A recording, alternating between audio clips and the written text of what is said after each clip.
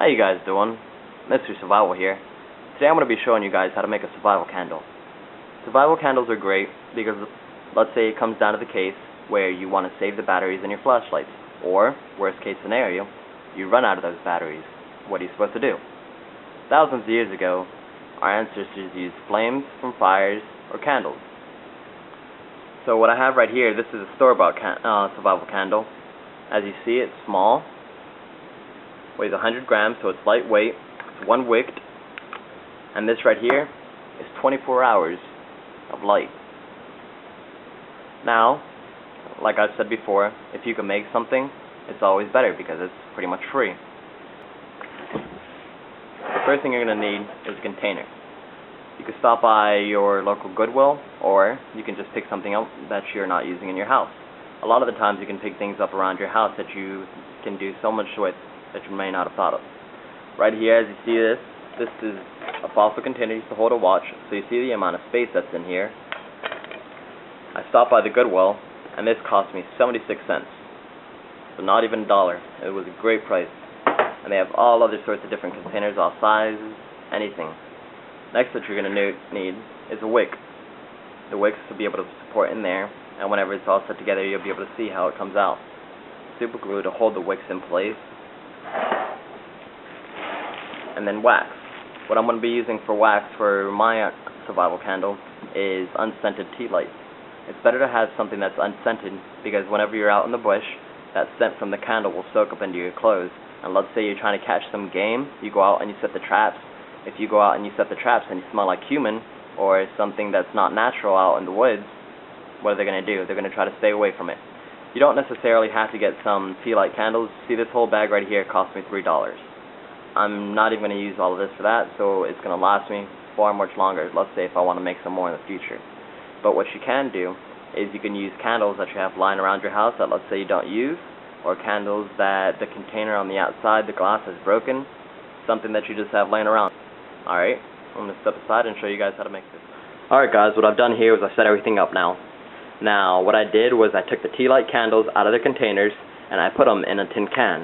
The tin can will be placed inside of the boiling water, and the boiling water will melt down the wax from the outside of the container without getting any water into the wax themselves. You're going to want to try to keep the keep the water outside of the wax. So remember to make sure you have some gloves so you don't burn yourself considering you're working with hot objects. So what you go ahead and do is whenever you have this full with wax, you place it inside of the boiling water. You want to make sure that the water isn't high enough to where the tin can is going to tip over inside of the water. So as you see in the boiling water itself, it's going to set up fine. Alright, now it's going to take a minute for the wax to melt down. So what you can do while you're waiting is take the wicks and super glue them in place where you would like them inside of your container. Alright guys, what I went ahead and did was I took a second to take the wick for the candles and I super glued them inside of the container. I super glued 4, as you see, in each one of the corners, so whenever the wax is melted down and burning from the candle, the wicks will allow all the take advantage of all the wax to be burned to give us a longer burn time. Also, what I did was as the wax was burning inside of the tin can, I continued adding more tea light candles in there. Now what you do, remember, like I said, always wearing gloves for safety.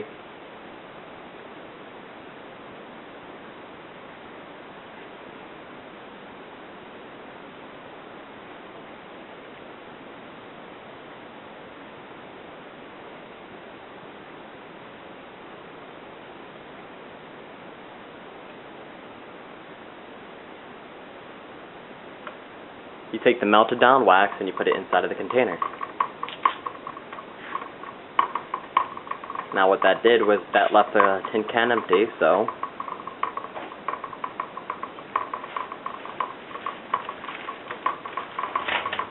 since this still isn't full,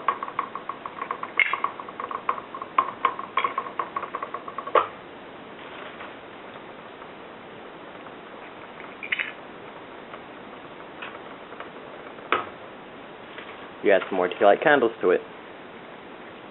Now this right here, like I said, it's good because it's a free way of making a survival candle, and on top of that, this will have a much longer burn time than the survival candle that I bought in store. Now the survival candle that I bought in store that I showed you at the beginning of the video cost me $12. That's way more expensive than this is going to cost me right here. Now the $12, I suppose for some people may be worth it, but for only 24 hours of light, it's not. So I'm sharing it with you guys here. Great way of doing it. Altogether, with all the materials that I spent, it is about $7 per se. And this is going to allow me more than 24 hours. I'd double it at least, considering the size of the tin can that I showed you before. And this, I pretty much guarantee a 48-hour burn time. So I'm going to pause the video for a second, guys, and I'm going to bring you back in just a moment. Okay, guys, as I was going through, I continued adding the tea light candles to my tin can that was in the boiling water. Once the wax was melted down, I continued to fill this up. One problem that I had was, of course, all containers aren't going to be totally sealed at the bottom, so the wax started leaking through. You may think that may be a problem, but it's easily fixed. What I did was I allowed it to seal up at the bottom, so that wax covered in those spaces that the wax was coming through. Once those were sealed up and the wax hardened over, I continued adding the wax till it filled all the way to the point where I wanted it. If you wanted to get the wax to harden quicker, you could either put it in the fridge or the freezer. Now this is the finished product. Now all that remains is cutting off the wicks. You pick a desired length.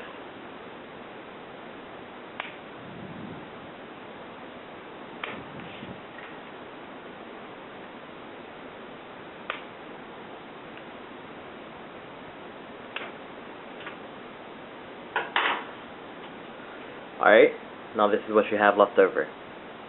I have 4 wicks, so, okay, there you go. As you see, I have 4 wicks that will allow the whole entire wax to be burned up, giving us a great, good sized burn time. Now, as you see, you have your own survival candle. This was made of everything that I had laying around the house, except for the exception of the container that cost me 76 cents. So very inexpensive compared to something that cost me $12. Now, moving this out of the way, you can see the size difference with both of these. This one has a greater surface area. 2, it's able to contain a higher amount of volume of wax than what this does. This is why I said before, with this one's 24 hours, I'm guaranteeing 48 hours out of this one. Another advantage, this one with 1 wick, as you see, all this area right around here isn't going to allow it to be burned, because the flame is going to be right here, melting down, leaving all of this not being able to be burned. But with this, it covers more than well of that problem. Alright guys, well, as you see, my survival candle. I appreciate you guys stopping by and watching.